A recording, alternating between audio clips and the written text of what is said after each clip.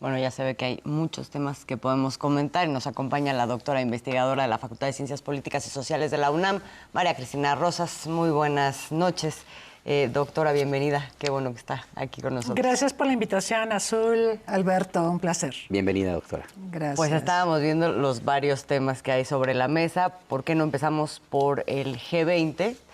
Que no se le puede dejar de ver sin el contexto en el cual se sitúa. ¿Cómo situamos el alcance de una cumbre como esta en este contexto que estamos viendo, en donde sí tenemos a las principales economías digamos, continentales y de América Latina, incluido México, como caminando en un sentido, pero es un sentido contrario al que vemos allá afuera, es un sentido contrario a lo que plantea un Estados Unidos que además está en transición de gobierno y también hay un papel ahí interesante de China? ¿Cómo lo ve, doctora?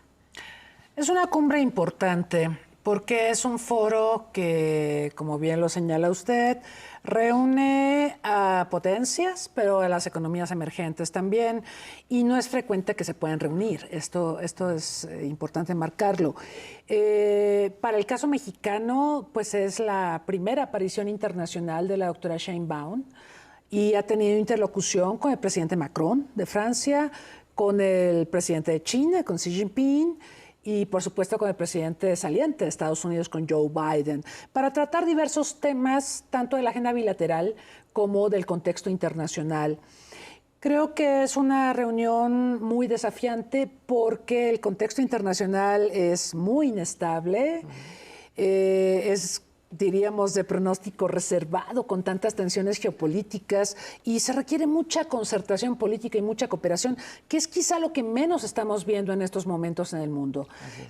Yo creo que se ve un nacionalismo exacerbado en gran parte de las naciones del mundo y lamentablemente para la gestión de temas como el ambiental, como por ejemplo el tema de la carrera armamentista, el desarme, en fin, temas que han sido abordados en esta cumbre del G20, se requiere la concertación política necesariamente. Pero no estoy segura de que estamos dirigiéndonos hacia esa concertación. Creo que lamentablemente hay países que le están apostando más al nacionalismo y a una, ¿cómo decirlo?, retracción respecto a los acontecimientos globales, y esto es muy lamentable en el contexto actual. Nos queda un minuto o algo así para ir a un corte, pero vamos a seguir con la conversación, doctora. ¿Qué lectura le da usted al hecho de que Joe Biden haya hecho un anuncio de autorizar el uso de misiles de corto, mediano alcance en la guerra de Ucrania y Rusia? Yo lo pondría en el contexto de la victoria de Trump y de lo que por mucho tiempo ha estado anunciando Trump respecto a la suerte que puede tener la guerra entre Rusia y Ucrania. Donald Trump ha dejado entrever que él apoyará el fin de las hostilidades, visiblemente apoyará a Rusia, y claro, esto implica desventajas, por lo menos en el discurso de Trump, respecto a Ucrania.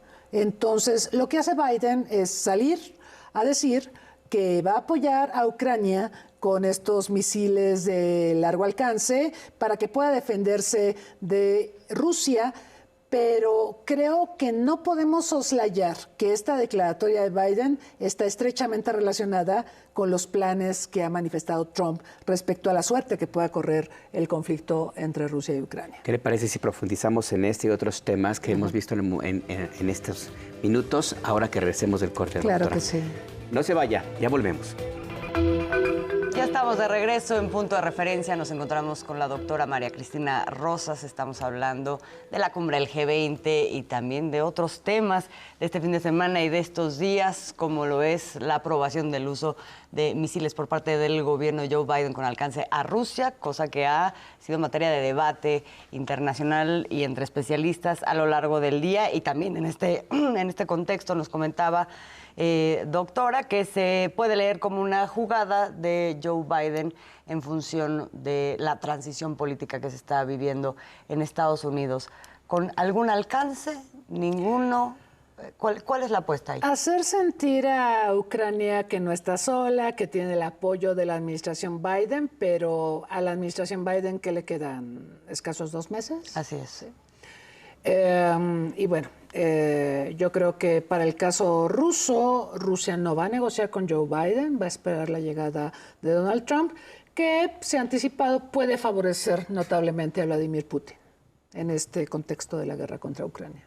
Entonces, ¿esto cómo se puede leer? ¿Como una cuestión política de Biden meramente? Yo no sé si sus asesores no tengan esto que usted nos acaba de decir. Claro, doctor.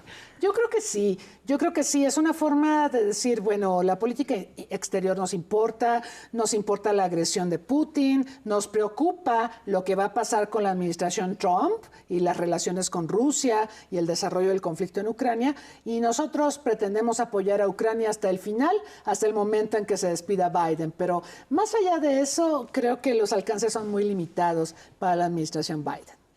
Ahora me quiero regresar un poquito a la cumbre en función de otros actores que son también relevantes en toda esta cuestión, porque se plantean algunos trabajos o líneas de trabajo. En primer lugar, el combate al hambre. Está esta propuesta de la presidenta Claudia Sheinbaum sobre destinar una proporción del gasto armamentístico al programa de sembradores para la reforestación, pero también está el tema de enfocarse en disminuir las desigualdades a través de un cobro fiscal, ¿no? o un planteamiento fiscal que reduzca esos ingresos de los más ricos del mundo, una reforma del Consejo de Seguridad, en fin.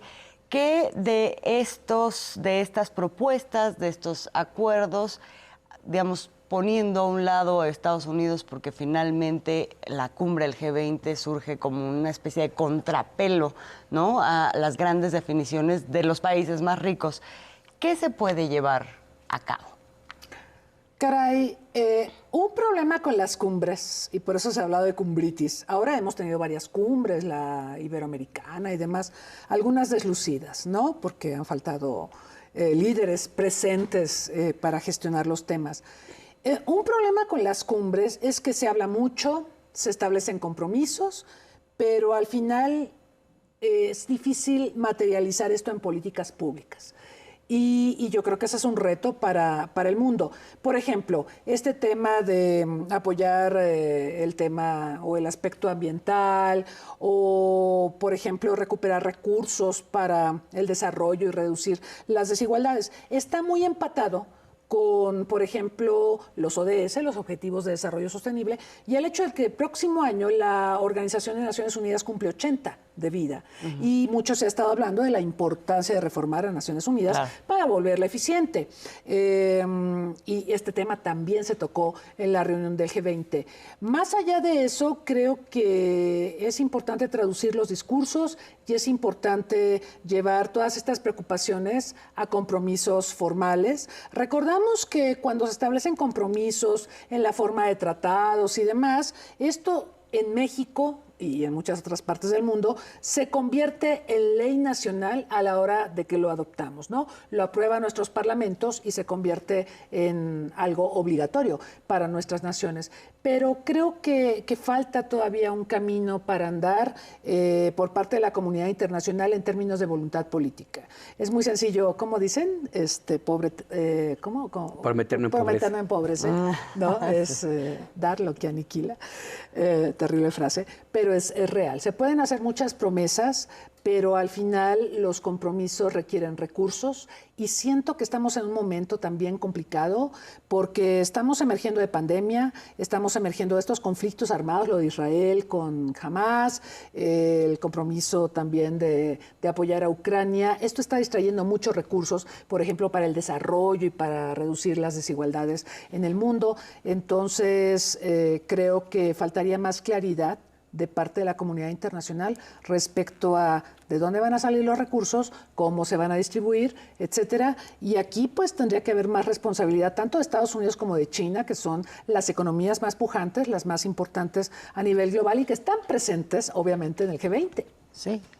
Y están presentes y la presidenta Sheinbaum tuvo una reunión ahí. Xi Jinping no podía no estar, por supuesto. Bueno, claro. Pero en este contexto, con Donald Trump, que tiene a China como uno de sus adversarios, sí, ya abiertamente dice una guerra comercial con China, lo voy a parar, no puedo permitir que llegue por acá nuestros patio trasero, etcétera.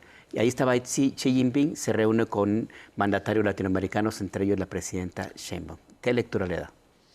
China, bueno, ha logrado afianzar su posición en América Latina. En el Cono Sur es impresionante lo que ha hecho China. En el caso de México, bueno, no le alcanza para ser el principal socio comercial, porque, bueno, al final del día el Tratado de Libre Comercio con Estados Unidos y con Canadá nos da un posicionamiento en el mercado de Estados Unidos, pero la tirada de China, obviamente, es mirar, por ejemplo, a 2026, cuando viene la revisión del TEMEC, recordando que el TEMEC es resultado también de las presiones de Trump para lidiar con la amenaza china. Así lo manejó Donald Trump en el momento en que se negocia el TEMEC. Y China es una preocupación constante para Trump. Recuerdo en el debate, por ejemplo, con la vicepresidenta Kamala Harris, cuando él decía que le preocupaban los autos chinos en México, ¿no? Entonces, ahí van varias advertencias de Trump de que la guerra comercial con China va y va fuerte, y en la revisión del TEMEC que vamos a tener en 2026, ese va a ser un tema muy importante. Yo he escuchado declaraciones preocupantes de autoridades de Estados Unidos de que quieren frenar la presencia china en México y la posible triangulación de que se use a México como plataforma por parte de China para ingresar a Estados Unidos. Y son declaraciones bastante fuertes de funcionarios de alto nivel, de la administración Biden, pero también de la futura administración de Trump. Entonces creo que debemos de estar atentos a toda esta problemática. Pues va a estar ahí muy interesante, sobre todo el hecho de que ha sido una cumbre, el G20, que tiene una característica, no sé qué piensen, pero uno de los actores centrales fue el que no llegó, Donald Trump. Así es. Que no estaba, pero sí estuvo. Pero sí estuvo. Exacto. Doctora, muchas gracias por estos minutos en Punto de Referencia. Al contrario, gracias a ustedes. Muchas gracias. Buenas noches, doctora.